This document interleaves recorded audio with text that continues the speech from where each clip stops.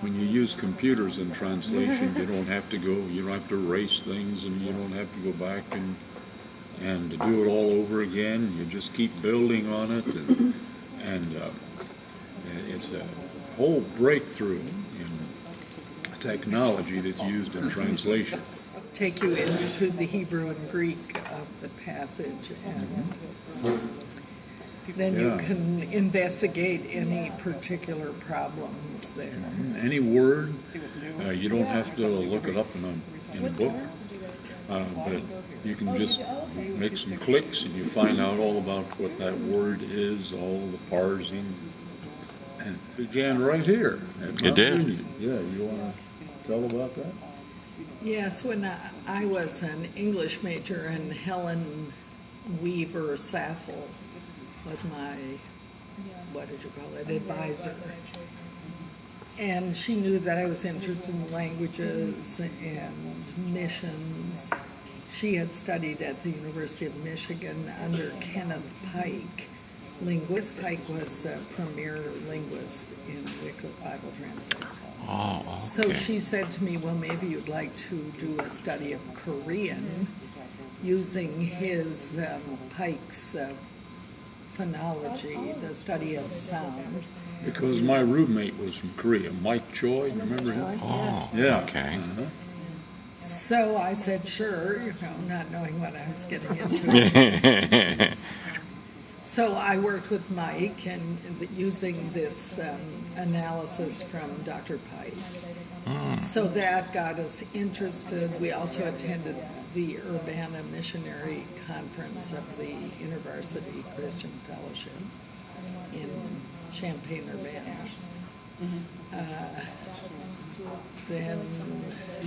And she asked me if I was interested in maybe going into Bible translation after what she told us about this organization.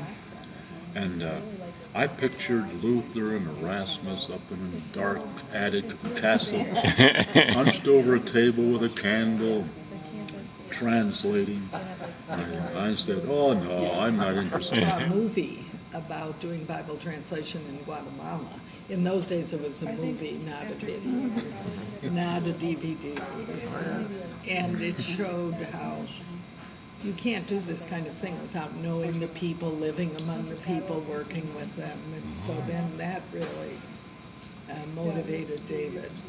Yeah, the movie showed how to learn the language, you go to the market, you go to people's houses and visit, and you're around the campfire, you work in the fields, and all those ways that you learn the language. And so I found out it was more than just sitting at a desk.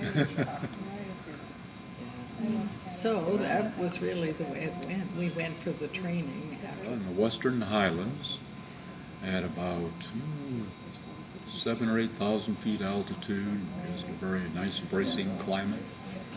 And among the Quiche people, who were one of the ethnic groups of the Mayan civilization from back before the time of Christ. And so we had the privilege of living with these people, and they lived in about 50 towns in the highlands of Guatemala, and there are 22 different ethnic groups, languages, separate languages in Guatemala, and we were able to experience people living in a rural setting, in a subsistence lifestyle, growing their own food, and we learned so much from them. We went thinking that we had a lot to offer them, and they had a lot to offer us. And they say they trust God. They go more directly to Him than we do, because we turn to the medicine cabinet, or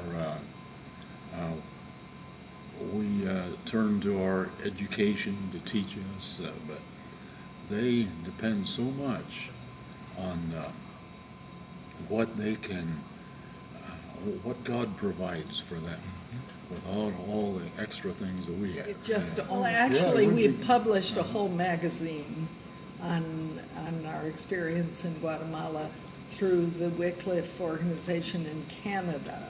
They published the magazine, and it has the base. House. It wasn't actually a house, it was a big room in the back of a church. And so we put up curtains in there. We had, we had 2 kids by that time. And my aunt came and lived with us when we were in that house. She was For a while, yes. for a couple of months. It takes a lot of time to live there. You have to boil your water. And in those days, we had to boil our water for 20 minutes because we lived at 8,000 feet. So you don't, the water Takes a long time. Takes a long time to get all the parasites out. Yeah. And not having water right into the house or not having electricity, you learn to adjust to those things quite quickly. Camping. Yeah, Yeah. and you just learn what you need to do and how you make the compensation for those things, and that becomes the new normal. And human beings live that way for a long time, and we're quite adjustable. They're very hardworking people, the Mayans. You know they must have been because they built those huge temples, so that took a lot of work. And they developed corn as an agricultural product, which is a mainstay of the whole world today. So really, they were very industrious. As they look back to their childhood, they're very pleased that they grew up in Guatemala. It was a very good experience for them, a bicultural, even a tricultural experience. But they generally really appreciate it. Oh, yeah. And they're all in something to do with language, like our son teaches at Loyola, Nathan Henney.